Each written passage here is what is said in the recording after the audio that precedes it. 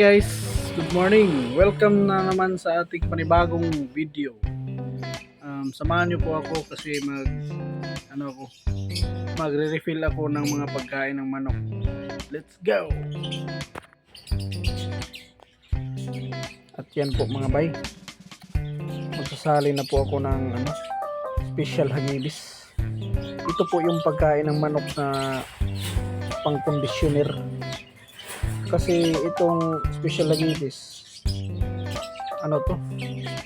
ito yung pagkain ng mga panabong ng manok natin, lalo na pag malapit na yung laban. Pinapakain natin dyan ng special hagibis.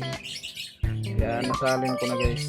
Tutupiin natin yung sako para mabenta pa to mamaya, kasi maraming bumibili din dito ng sako At napag-isip-isip ko na rin na magsali na lang din ako ng pagkain ng pusa, kasi yung pagkain ng pusa kunti na lang yung laman, kaya sinalin ko na rin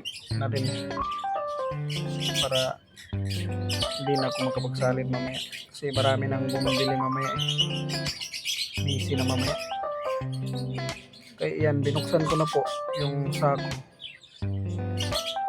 tapos kinuha ko yung isang sako kasi dobleng sako yan safety yan Yan, ginunting ko na lang po para mabilis buksan.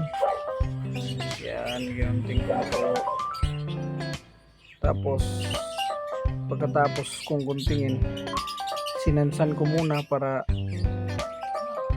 maisalin ko dyan yung isang sako na konti na lang yung laman. Yan,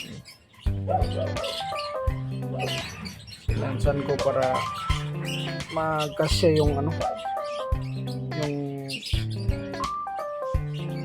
laman ng isang sako na maliit na lang. Yan guys. At yan, binuhos ko na. Mabuti na nagkasya.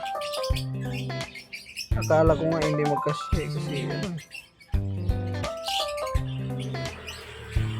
konti na lang yung sako sa Yan, tinupi ko na lang din para ay benta natin. Yan, tagsasampu yan ng mga sako na yan kasi malalaki yan Yan po.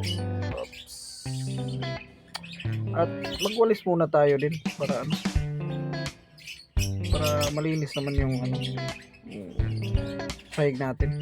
Ulisan natin yan. Ganun tayo ulis-ulis tayo pag umaga para walang kalat, kasi may aso ako dito, pakalat-kalat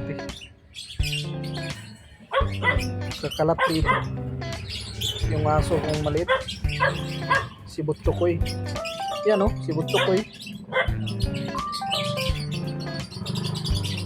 At dyan na po magtatapos ang ating video guys, kasi may bumibili na. Yan na po. Thank you.